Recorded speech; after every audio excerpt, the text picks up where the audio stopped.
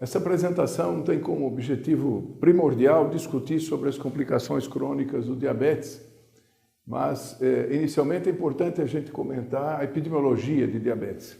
Hoje nós temos 382 milhões de diabéticos no mundo todo e a expectativa para 2035 de 592 milhões. Portanto, um incremento de 55%. Só esses números mostram a grande importância do diabetes, a grande importância de se tratar adequadamente.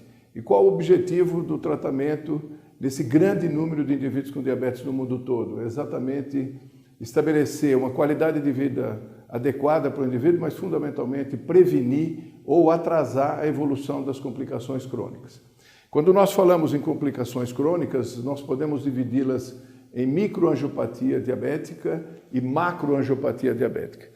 A microangiopatia diabética, como vocês sabem, fundamentalmente a gente discute sobre retinopatia diabética e a nefropatia diabética, que a gente vai tentar explicar um pouquinho melhor. Mas é importante a gente referir que o controle do diabetes está diretamente relacionado com o tipo de complicação. E as complicações microangiopáticas, elas estão diretamente relacionadas ao mau controle do diabetes, como vocês observam nesses slides que está sendo apresentado. Vocês vejam que, a partir do momento que a gente aumenta a hemoglobina glicada, ali 7, 8, 9, 10 e assim por diante, a gente aumenta progressivamente o risco das microangiopatias, especificamente da retina e a nefropatia diabética. E quando a gente fala em complicação microangiopática, é importante a gente dar um pouquinho de ênfase em qual a conduta que o endocrinologista ou clínico que está trabalhando com indivíduos diabéticos qual o procedimento do indivíduo em termos de prevenção ou de atraso na evolução dessas complicações. Então, inicialmente, a chamada oftalmopatia diabética, mais especificamente a retinopatia diabética, só para vocês terem uma noção, a retinopatia diabética é a principal causa de cegueira adquirida no mundo.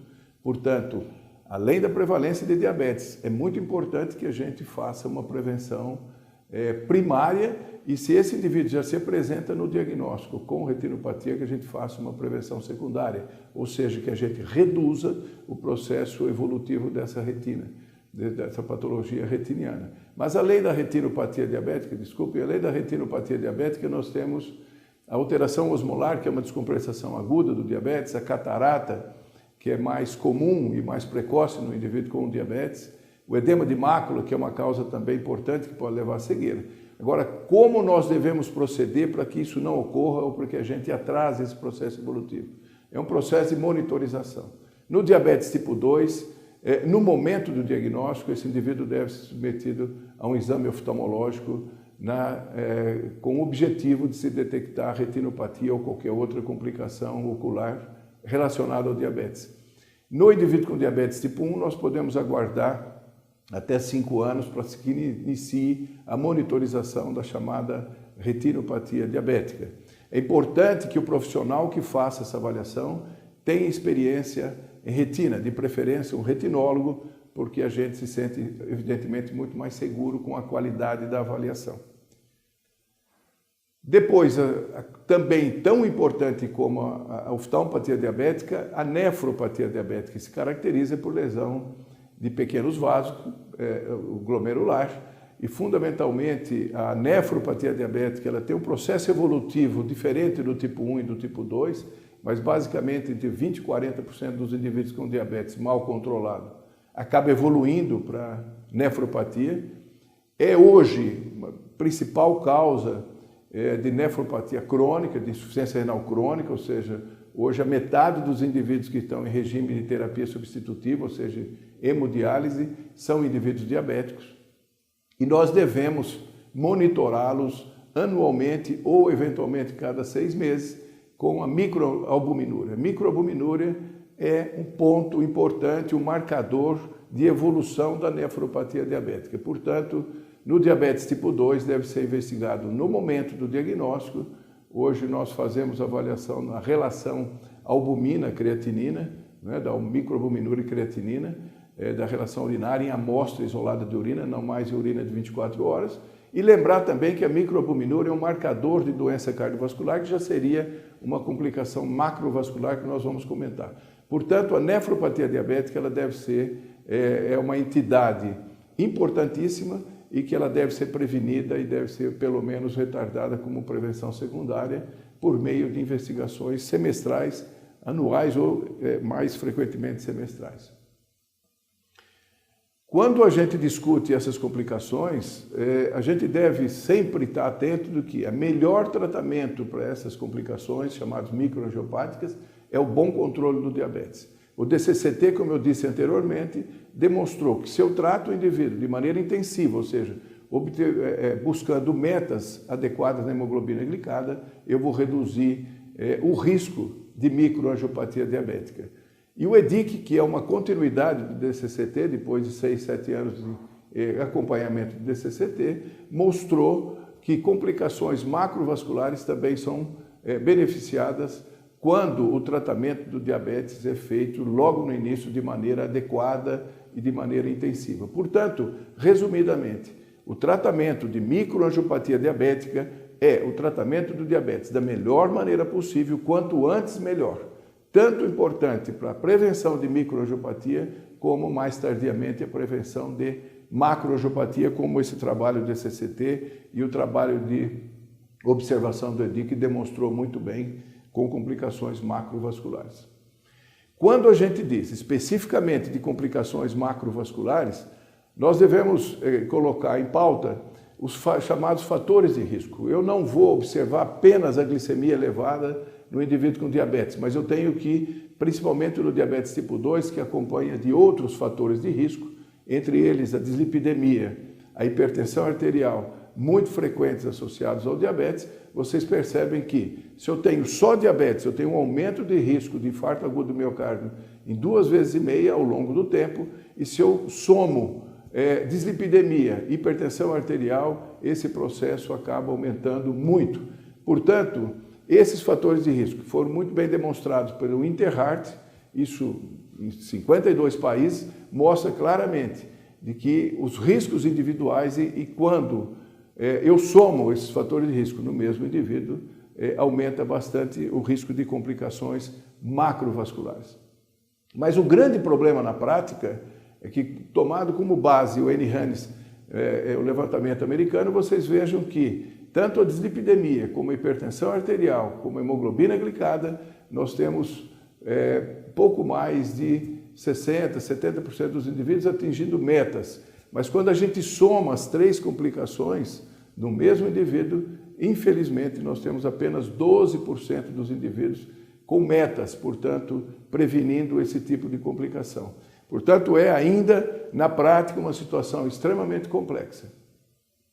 Quando eu falo de macroangiopatia diabética, nós vamos falar especificamente da doença cardiovascular, a doença coronariana, como vocês estão vendo no slide na parte inferior, a doença muscular cardíaca e a doença autonômica, ou seja, neuropatia autonômica cardíaca.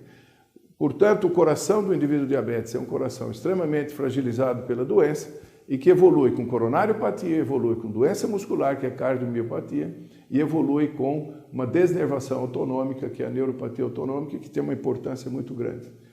Esse slide é um pouco complexo, mas ele mostra claramente o comprometimento da musculatura. Se vocês olharem na parte direita, diabetes, cardiomiopatia diabética, ocorre fosforilação das troponinas, ocorre alteração do músculo de resposta ao efeito contrário de contratilidade do cálcio, e tudo isso evolui com apoptose, mostrando morte celular em micro-regiões e que muitas vezes simula microinfartos. Portanto, o músculo cardíaco se traduz por uma doença chamada de disfunção diastólica, que é decorrente pura e simplesmente da hiperglicemia. E o outro comprometimento, que é o comprometimento da neuropatia autonômica, isso tem uma importância muito grande. Grande parte, 50% dos indivíduos tipo 2 mal controlados têm neuropatia autonômica. Se esse indivíduo já teve um evento coronariopata, se ele teve um evento isquêmico agudo, isso pula para 70% dos indivíduos com neuropatia autonômica. Quando nós juntamos a coronária, juntamos o músculo comprometido e a neuropatia autonômica, isso aumenta praticamente 3 vezes o risco de mortalidade por doença cardiovascular. Portanto, isso justifica o bom tratamento do diabetes de uma maneira muito clara. Mas, ao mesmo tempo, a hipoglicemia e doença cardiovascular e eventos cardiovasculares têm uma importância muito grande, como vocês observam nesse slide. A hipoglicemia ela agudamente altera os processos de coagulação, ela estimula o processo inflamatório, ela leva a disfunção endotelial, além de liberar catecolaminas, que aumenta a frequência cardíaca e pode ser um fator desencadeante, principalmente em indivíduos com neuropatia autonômica, fator desencadeante de arritmias ventriculares muito graves. Portanto, a hipoglicemia grave em indivíduos com comprometimento cardiovascular importante, nós devemos tentar evitar da melhor maneira possível quando buscamos o tratamento. Portanto, o coração do indivíduo com diabetes, que é uma importante complicação macrovascular importante, não é apenas a coronária, como se vê e se discute mais na prática. Nós temos que envolver também músculo, e aí a complicação de disfunção diastólica e a inervação, que é a neuropatia autonômica. Quando se junta essas três complicações, aumenta muito o risco de mortalidade no indivíduo com doença vascular. Como bem demonstrou o KPDS, qual a importância para a gente prevenir todas essas complicações crônicas? Tratar bem o indivíduo com diabetes, mas tratá-los bem significa tratar o mais precoce possível. Quer dizer, no momento do diagnóstico, quanto melhor se trata, a chance de prevenir esses riscos ficam muito claros, como o KPDS demonstrou que a redução em 25% de complicações microvasculares é de fundamental importância e numa primeira etapa, nos primeiros 5 anos de resultado do KPDS, demonstrou uma redução de infarto agudo do miocárdio, que ela ficou borderline do ponto de vista estatístico, mas nos 10 anos seguintes de observação mostrou uma redução de 15% e que essa redução de 15% demonstrou uma significância estatística muito importante. Portanto, resumidamente, nós podemos dizer que quanto melhor nós tratarmos o paciente com diabetes, mas fundamentalmente, no início, quanto mais precoce possível, nós vamos obter resultados satisfatórios. O Steno 2 mostrou também, e veio complementar o KPDS, que se nós tratamos muito bem a hipertensão arterial, tratamos muito bem a dislipidemia e o diabetes, a gente reduz em 50% o risco de complicações, tanto micro como macrovasculares. Portanto, a melhor forma de se prevenir complicações macrovasculares é nós tratarmos o indivíduo, tratarmos a glicemia, tratarmos a hipertensão, tratarmos a dislipidemia em diabetes tipo 2, mas também no diabetes tipo 1. A doença macrovascular no diabetes tipo 1 também é de fundamental importância. Portanto, metas de tratamento, hemoglobina resumidamente menor que 7, indivíduos entre 20 e 60 anos, mas nós devemos priorizar sempre o tratamento, indivíduos recém-diagnosticados, como eu comentei, na faixa etária mais jovem e indivíduos que ainda não têm doença micro ou macrovascular. Portanto, prevenção primária de complicações. Individualizarmos o tratamento dos indivíduos que já têm complicações graves e que os riscos de hipoglicemia muitas vezes podem levar a complicações cardiovasculares fatais. Portanto, resumidamente, metas de tratamento nós devemos individualizá-las com base no diabetes, tanto tipo 1 como tipo 2, que são doenças 1 e 2, são doenças heterogêneas e, portanto, a meta terapêutica deve ser individualizada. Obrigado.